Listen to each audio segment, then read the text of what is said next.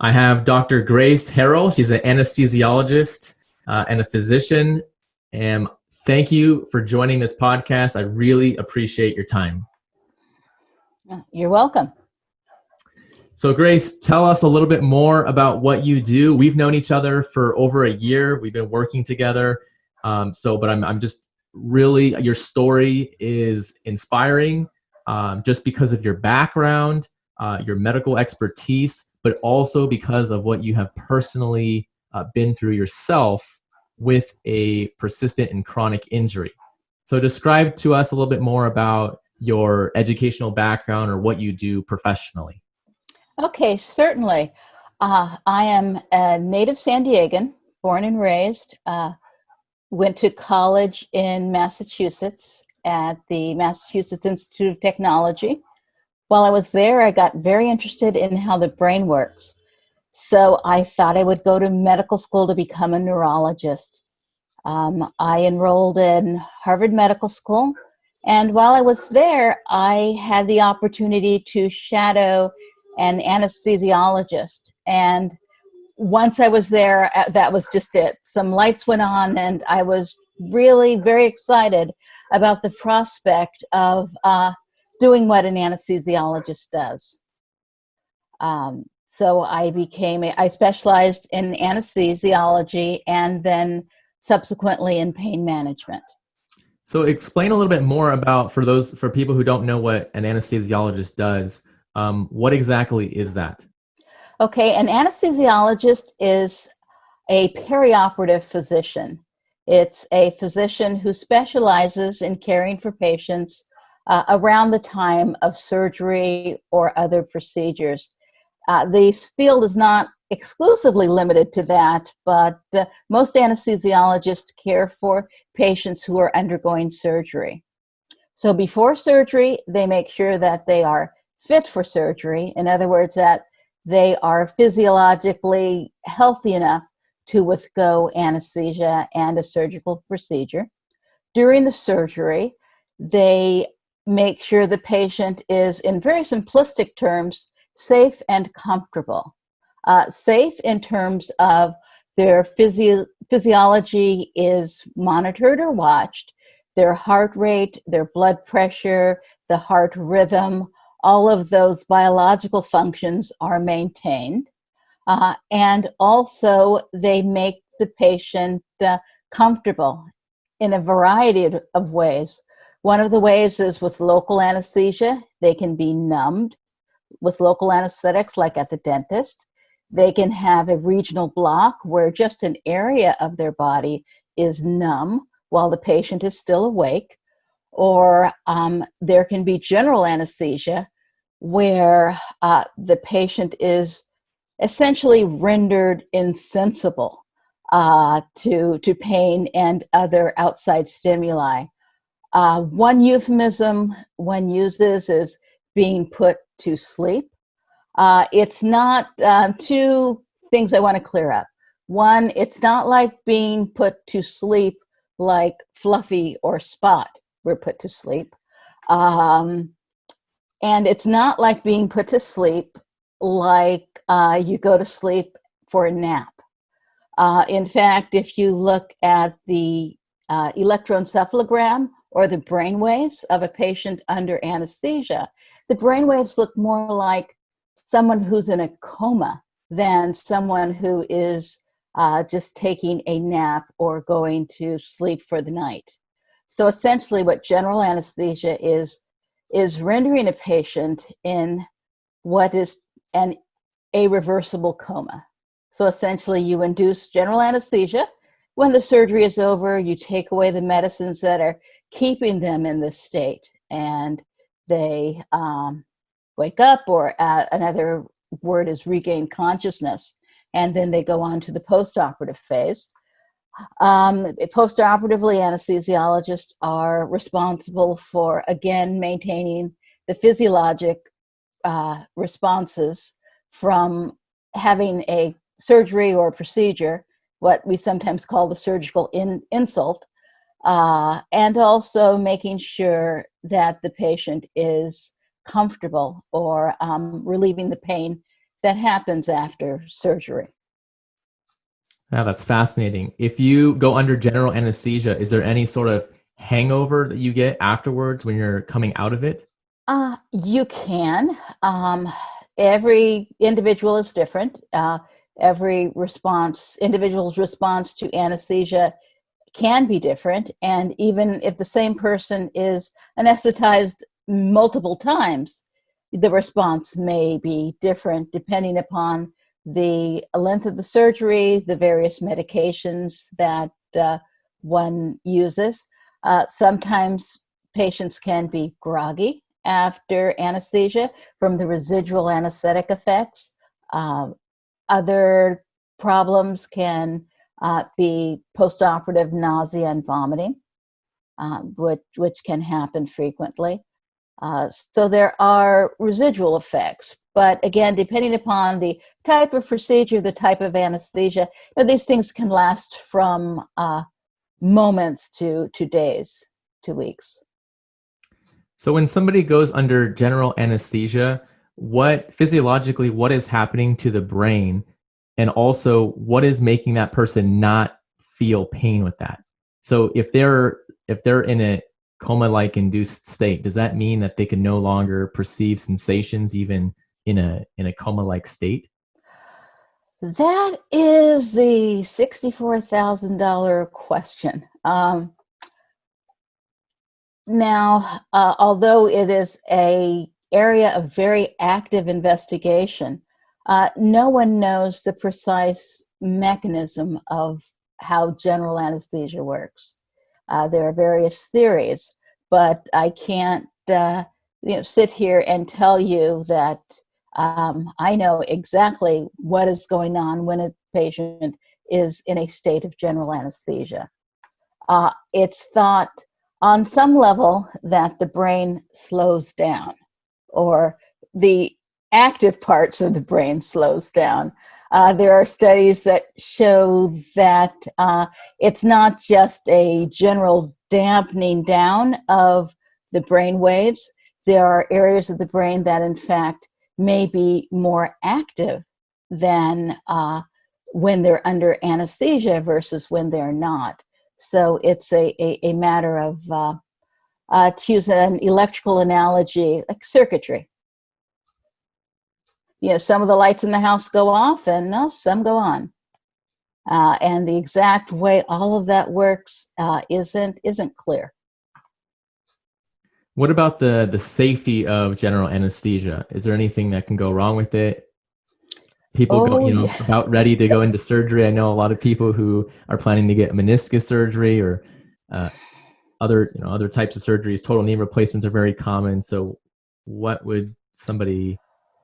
Well, the general spiel is anytime if a doctor gives a patient medicines, there can be risks. So yes, there are risk with the anesthetic. Because we are inducing a loss of consciousness, there are other parts of the body of the person that are also, in a sense, anesthetized. Your heart does not pump as well necessarily. Again, these are very, very general terms. Your heart doesn't work as well. Your blood pressure can go down. Sometimes in a state of general anesthesia, we have to breathe for the patient, because you are so insensate, or there is the addition of muscle relaxants that you can't breathe on your own. So we have to do that procedure for you. So we have to breathe for you. We have to maintain your blood pressure. So there can be problems with that, depending upon the state of the patient's health beforehand. That isn't to say that, all of a sudden we give an anesthetic and the blood goes down and it's like, oh, blood pressure's down. What do we do? No, we are ready in a state of vigilance, if you will, to watch and counteract those things that can occur. Now, that said, someone who has coronary artery disease may, in fact, have a difficult time enduring the stress of surgery.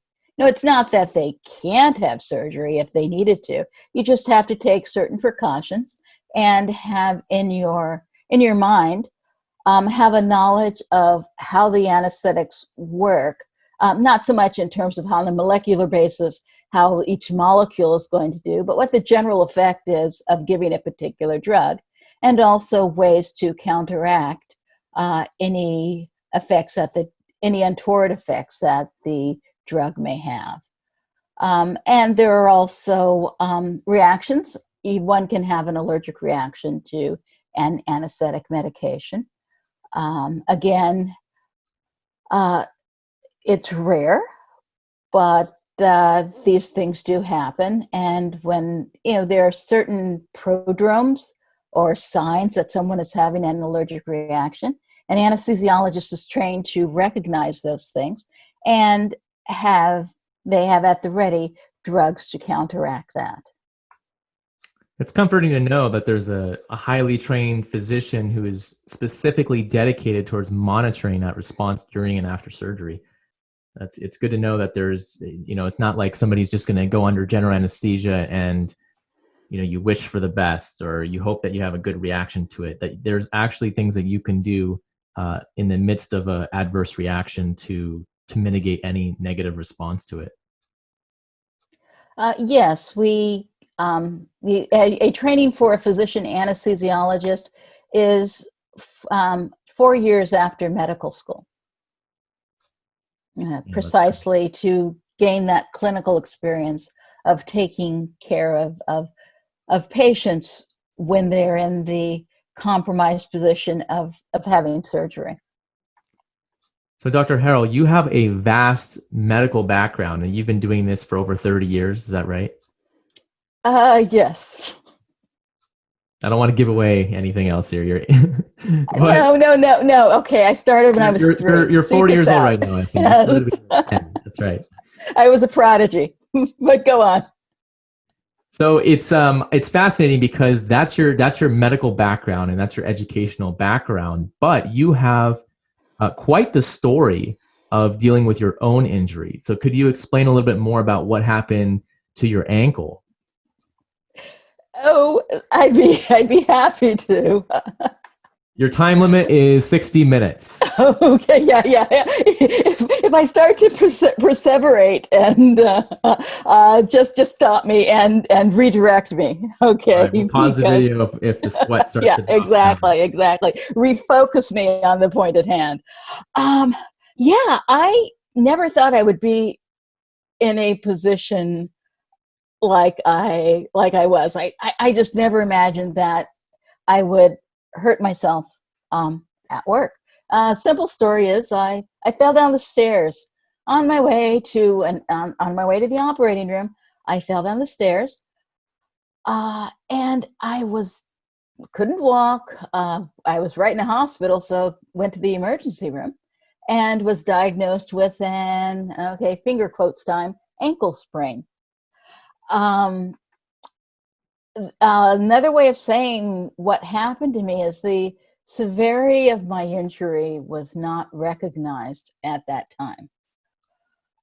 So they always say doctors make the worst patients. That may or may not be true. I'll just have to ask the doctors who treated me. But I didn't want to treat myself. So I just said, okay, hey, sure, it's an ankle sprain. I'll be out of work for a week and I'll go back to work. And I went back to work a week after the injury in a fracture boot, which really facilitated my ability to walk. The big boots you see people on or walking around with goes up to the knee. But it never got better. It just hurt. I don't consider myself to be a whiner, but it really hurt. And one of the things that, in a sense, made it hurt less it was the week before the Boston Marathon bombing. So I'm like, well, it doesn't hurt that much. I can walk on it. It's at the end of the day, it really, really hurt. But, I can just go forth and grit my teeth and work through it. Because all these young people got, their legs blown off, people lost their lives. This is just an ankle sprain. It's going to get better. But it never did. It didn't. I went through physical therapy. It still really hurt. About 6 months later, I finally get an MRI, and they find out that I ruptured or tore or ripped the syndesmosis, or had a high ankle sprain. Brief foray into ankle anatomy. A typical ankle sprain is when you stretch or sometimes even tear the lower ligaments in your ankle. Like you're in the foot, around in the foot area, maybe up to the malleoli, those little knobs on the side of your foot. There's an entity called a high ankle sprain. If you can imagine looking at the skeleton, you've got your foot, which is connected, and then your ankle, which is connected to not one bones, but two. So essentially the connection between those two bones was ripped, kind of higher up. So they call it a high ankle sprain. So it's like, wow, that's something. Stayed off it a while thinking, oh, well, maybe it'll just knit together on its own. Went back to work. It didn't knit together on its own. Finally, I'm like, yikes, I have to do something. I have a surgery, which essentially put a pin, a string, tightrope, if you will, through the lower leg, to connect the two bones together, to hold them together. Go through surgery. You're instructed to be non-weight bearing for 6 weeks. Went through all that, went through physical therapy, was still in pain when I was out of the big fracture boot, even though I had surgery that was supposedly going to repair the injury. Unfortunately, my surgeon did not agree with me when I said, ouch, it still hurts. I still have a problem. Kind of rushed me out the door, and did not entertain the fact that I still may have a problem. There comes a point where you don't want to, I don't know what word to use, beg someone to take care of you, especially if you cannot have a conversation with, this is, I'm not a foot and ankle surgeon. I don't know what's going on, but these are my symptoms. What do you think? We did not have that dialogue after he didn't believe that I still had problems after his wonderful surgery, which might work for some people. It did not work for me. So after that, I went on essentially a 5-year saga, a quest, if you will, to find why I still had the problem, or even if the problem couldn't be fixed, the best way to cope with the problem. I have to say that I am very fortunate that I went to medical school and had access to literature and books and colleagues, and I could sit and try to figure out what was wrong. So I saw maybe 5 or 6 different, 1, 2, 3, all over the country, maybe 4 or 5 different surgeons to try to figure out why I still had the pain, why I couldn't walk without a boot. And the responses I got ranged from, oh, you've got this tendon problem. We're going to have to do this big reconstructive surgery and maybe a bone graft to get your tendons and your foot working properly. That was like the most invasive thing. The least invasive thing was, I don't know what's wrong with you. You say you hurt there. There's nothing there to hurt, which was frustrating because I wanted to believe that I had pain. We haven't discussed this yet, but pain is a very subjective phenomena. And typically, as I'll put on my pain specialist hat, if someone says they have pain, you, in a sense, need to believe them. At least investigate why they may have that pain or discomfort. Ultimately, I sat and I thought, and I thought and I sat because I couldn't stand or walk very much. But in my mind, I went through how I fell. And it wasn't just, merely, I wasn't, forgive me, anyone who wears stilettos, but I wasn't walking in little stiletto heels and just sort of twisted my ankle. I actually tumbled, head over, not exactly head over heels, but pretty close. And I fell down on the stairs on myself, kind of like a football player. And I kind of tumbled and I fell on my leg. So I'm thinking, like a football player. Football, they get hurt a lot. There must be somebody who takes care of football players' ankles. I mean, it's not to be like pejorative or condescending, but there's a lot of investment, monetary investment in athletes.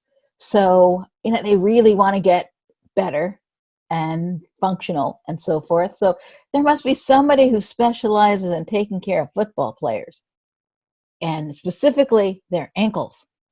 So I had a friend who had a friend who worked for a football team in the NFL, and I asked him at a medical conference, "Hey, you,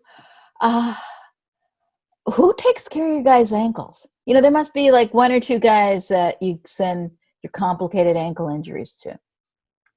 And sure enough, he goes through. Well, not exactly. Oh, okay, old school. I'm a baby boomer. Not exactly his Rolodex, but through his phone, and he finds this guy, this wonderful orthopedic surgeon by the name of Robert Anderson, who at the time was in Charlotte. He was working with the the Hornets. No, Panthers football. Yeah. So eventually I called his office. I said, he's not taking patients yet. His appointment book opens up August. I called August, October. October, I get an appointment with him for April. I figure I'm going to have this injury anyway, so I might as well just wait and see what he has to say about it. So I fly down to Charlotte, North Carolina. I go see him. Super, super nice guy, great office. He figures out in 5 minutes what's wrong with me. He has me walk, has me stand on my toes, jiggles my ankle around and says, "You've got global ankle instability." And I'm like, "Yeah, I could have told you that, but well, I didn't do the fellowship."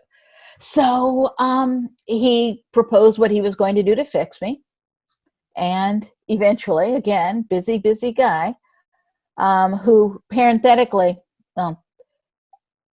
there's an article in Sports Illustrated only about him and his surgical abilities.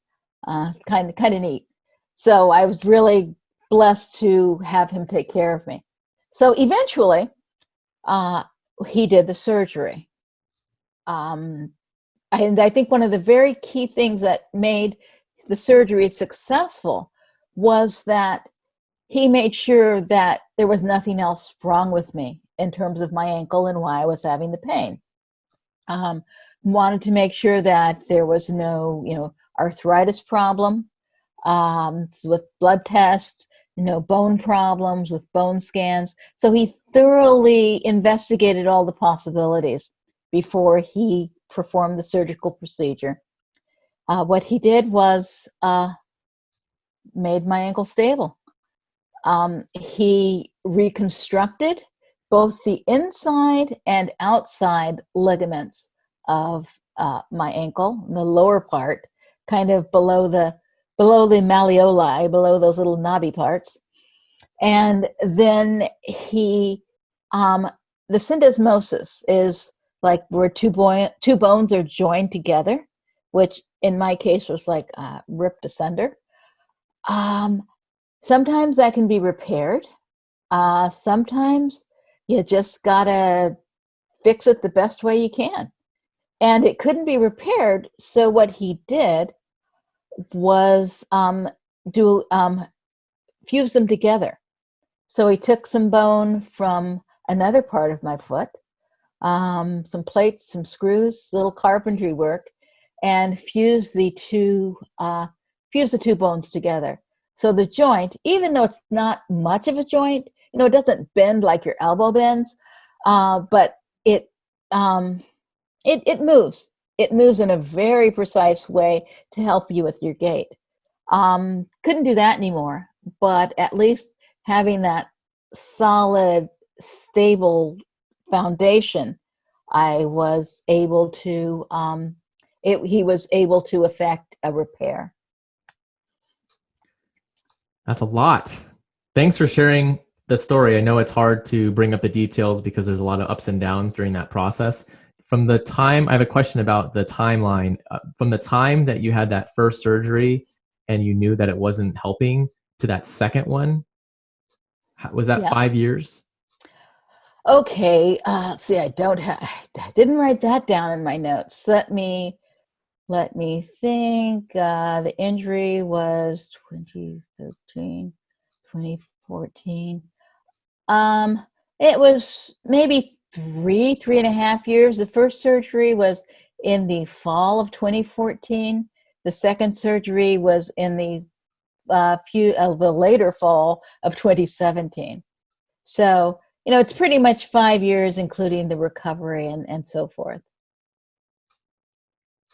Yeah, and that's a long time, and I want to highlight that because a lot of people feel really frustrated when they've had a surgery and they're still having pain, whether it was an ankle surgery or they had a meniscectomy and they're having that post-operative pain that's now become chronic.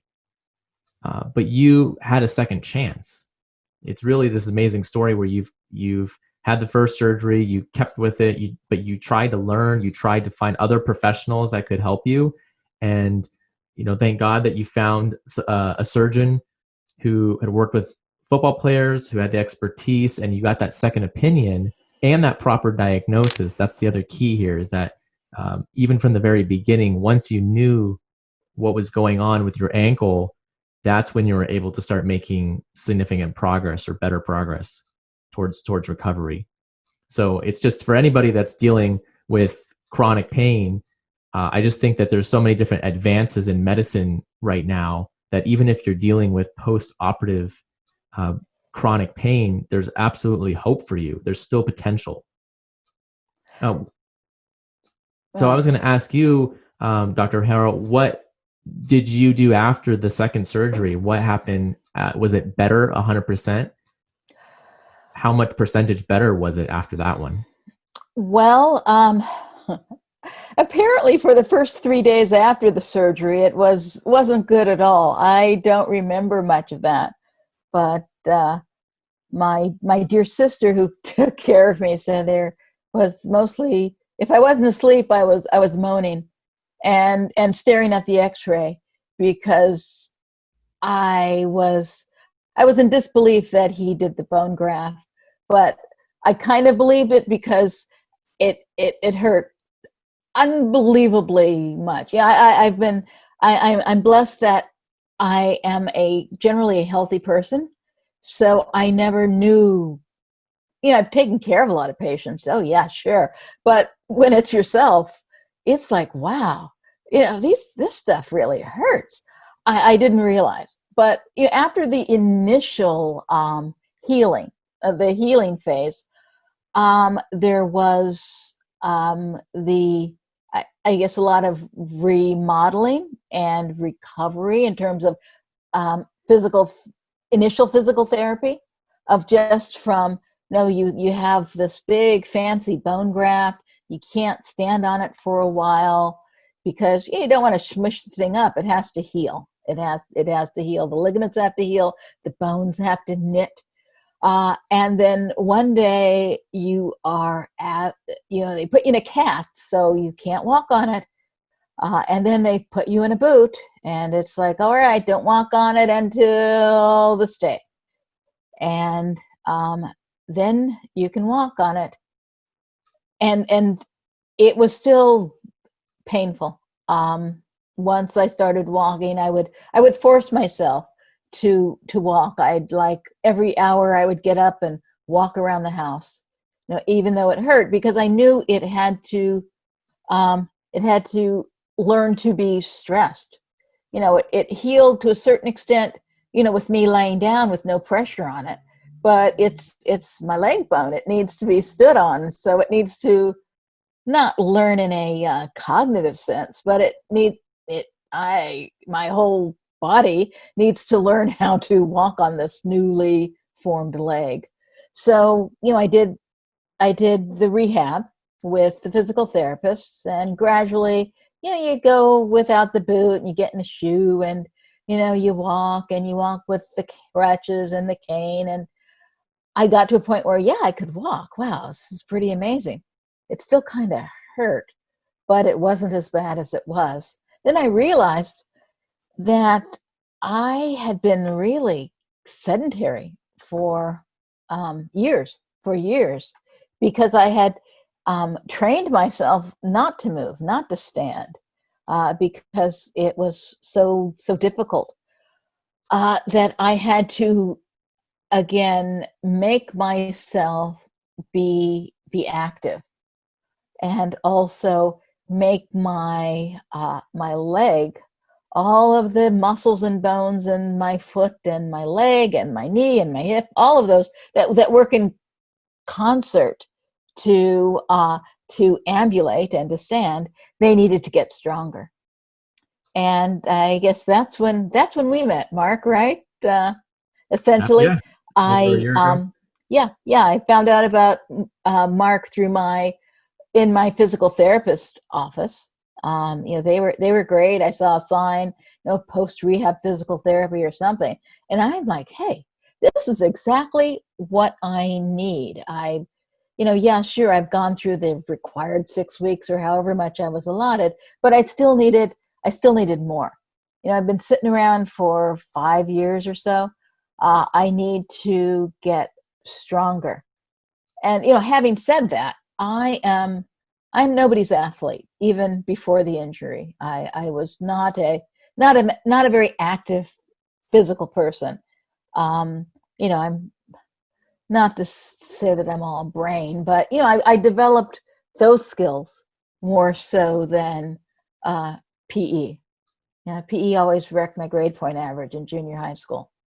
But so I also had to learn to move, because I really had never done that much before. I do the occasional Pilates or aerobics class, but in terms of being a physical person and taking care of my anatomy, my body, my muscles, my joints, and so forth, I haven't learned it totally yet. It's a process. It's a process, but I think that is one of the keys to my recovery, is learning that I have to move, and that there are things that can be done to help me move easier, to help me stand easier. And one of your goals is to start working again, to get back in the operating room. And you're going to have certain occupational demands that's going to require you to sit, to stand, to be on your feet for a certain length of time. And just to see how far you've come in a year with even your walking tolerance, just the ability to stand and walk. I believe it wasn't even half a mile, and it was now, I think you got to 2 miles at one point. Yeah. I had a bit of a setback with the quarantine business. Again, as I mentioned, I am not someone who is naturally active, and my couch sitting, ice cream eating nature got the best of me for a couple of months. So I have learned that, they say use it or lose it. I have I've slipped a little bit in the gains that I achieved, but I believe I will recover. And I've learned from that this is not just some 6 weeks, 6 months little deal and you're done. This is going to be a lifelong pursuit. As long as I want to stand, move, be able to take care of myself, I'm going to have to move. Yeah, the concept of a lifelong pursuit, sometimes it's hard to grasp because we all like to have a set beginning and end to rehab. We would love to just have a certain goal, reach that goal, and then get a certificate or a trophy for that because you won, you accomplished the goal. But I think the reality for a lot of people who are dealing with surgery and difficult injuries is that it's more of a lifelong process. It's like there might be checkpoints and milestones, but there's never really a certain point where you're just done and you can celebrate, and there's no like Super Bowl moment at times. Yeah, and I think maybe to use a sports analogy, although I don't personally know any professional athletes, my understanding is that they practice, and they practice for the big game. They practice after the big game. They have they might get a little bit out of shape during the off season, but then they go back to training and they do it again and again and again. So it's a lifelong pursuit. And I think having an injury really it can be frustrating. I think particularly if you're an active person that you can't move anymore, you can't do the things that you used to do, and some things you may never be able to do again, but there are other things you can do. And even if even if with your injury there are um, certain challenges may remain.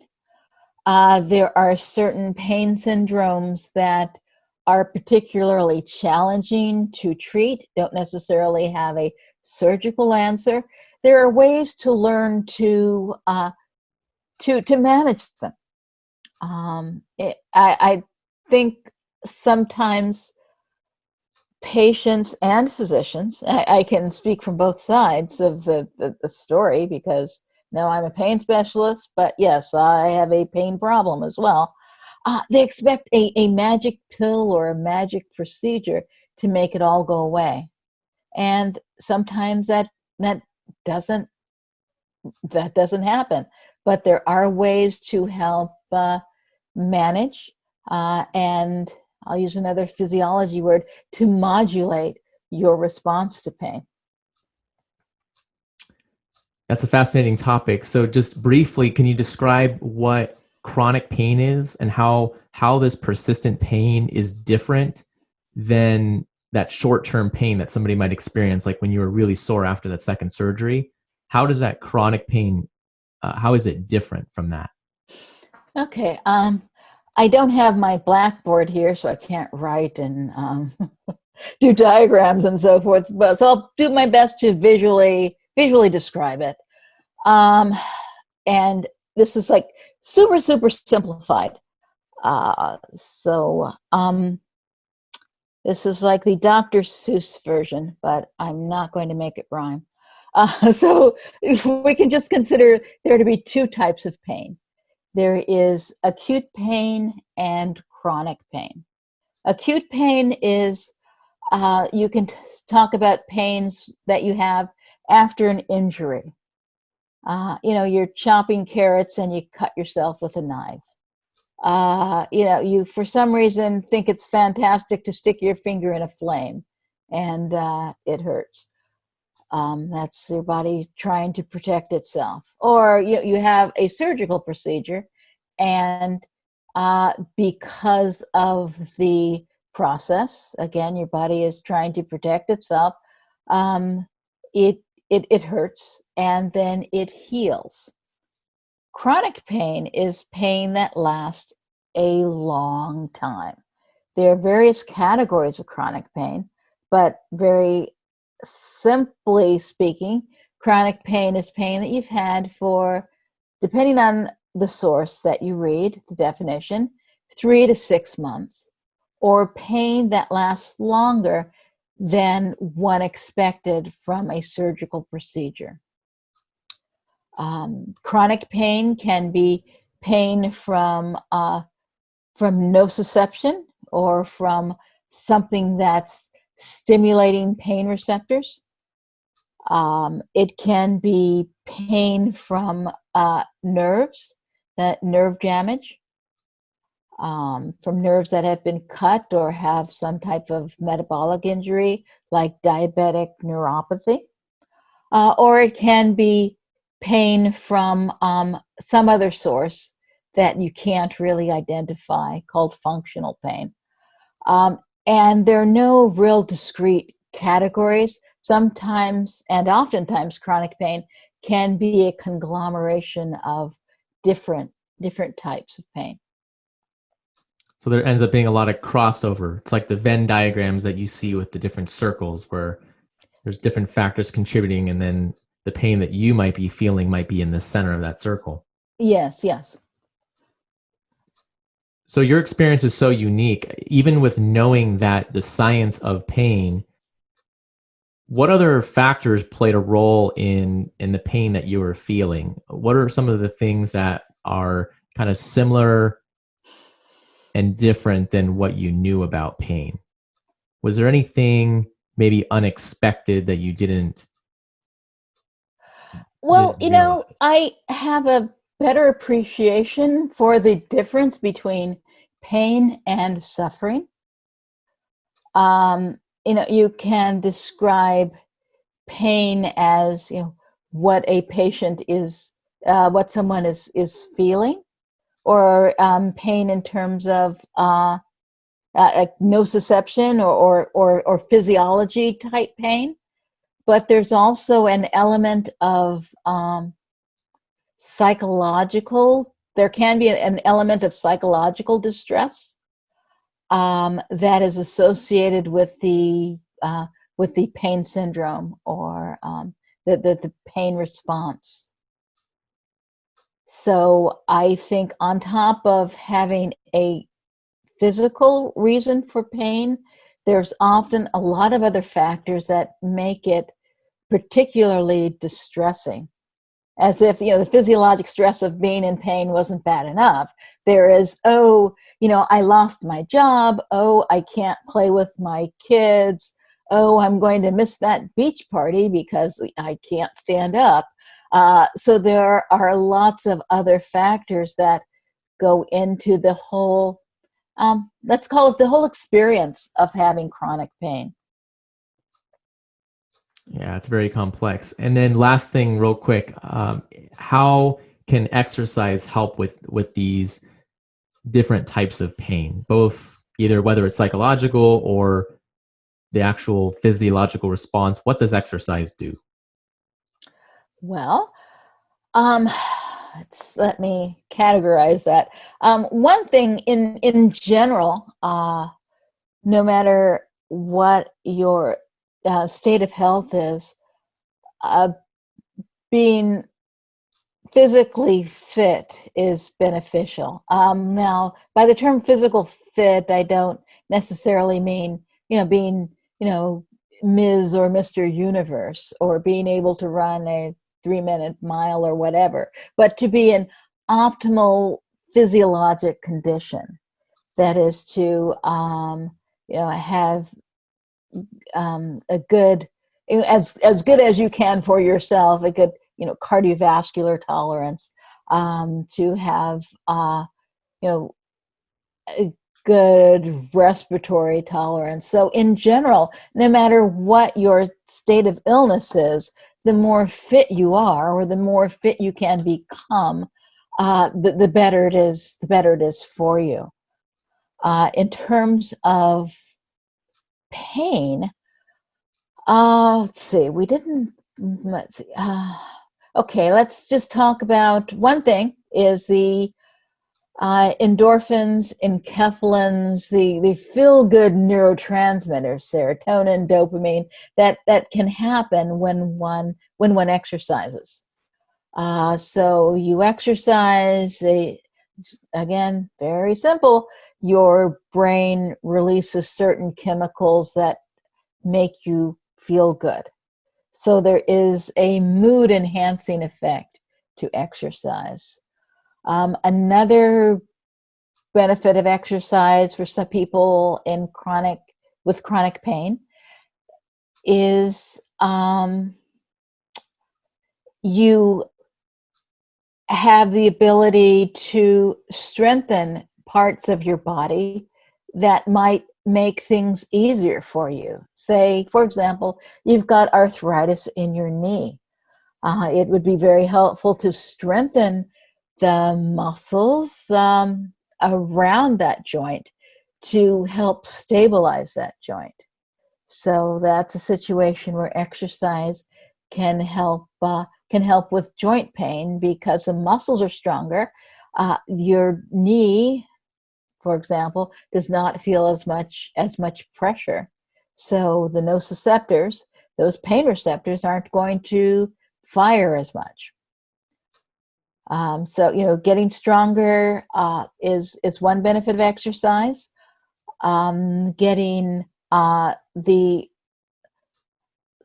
feel-good chemicals. I almost said psychological, but it depends on your philosophy of life and physiology, whether you're a dualist, saying that the mind is separate from the body, but they work together.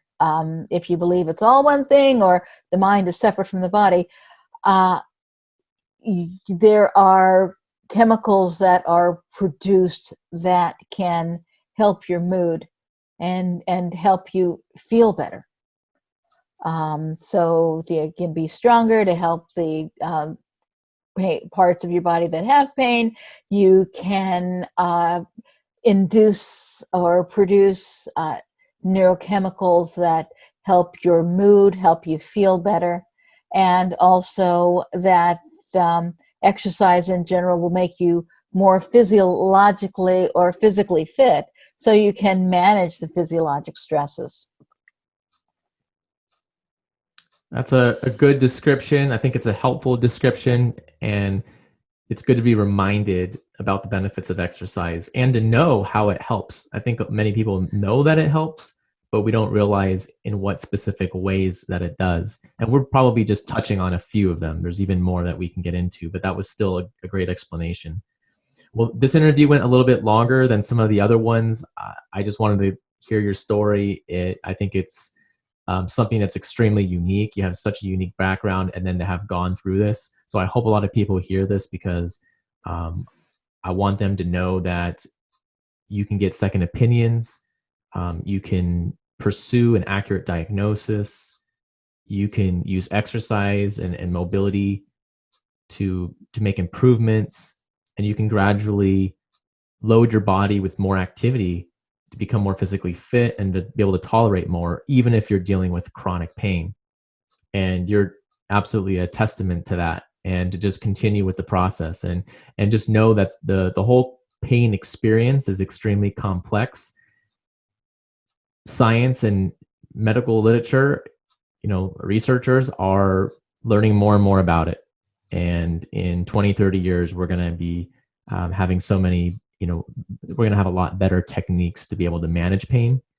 And then also for any healthcare providers listening, it's a good reminder to know and to distinguish between the study of pain and knowing about pain and where it comes from and what might be causing it, and the suffering that somebody's going through. To know that the emotional toll that it takes is a little bit different. That So demonstrating that empathy towards somebody that's going through something like this could make a big difference. And then, like you said, Dr. Harrell, at the end, that we have the mind-body experience, whether you believe it's separate or one, they're interconnected and they affect one another. And so we have to take that into consideration as well. So I'll leave this. If there's anything else that you want to share, or if there's any take-home message that you'd like to share with everybody, if any, people are dealing with pain, is there anything that you'd like to tell them? Oh, certainly. Well, first, Mark, thank you for allowing me to share my experience.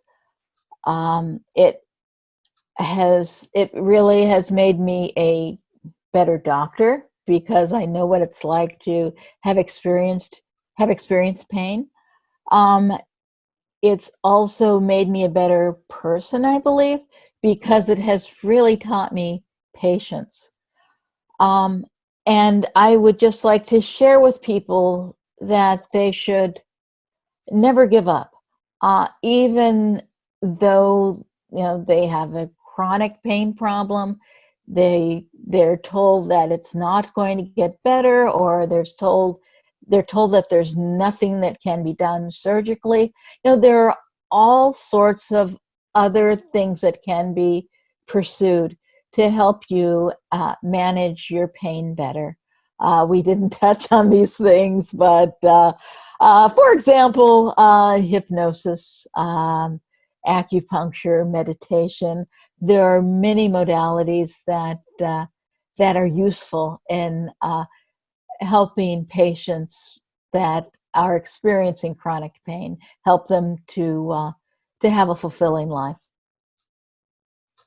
Well, I really appreciate your time. Thanks again for everything. So I hope that you stay safe and that you continue moving and continuing to rehab your ankle and getting closer to 100%. Well, thank you very much. Thank you for all your help. Absolutely. Take care. Bye-bye. Bye-bye.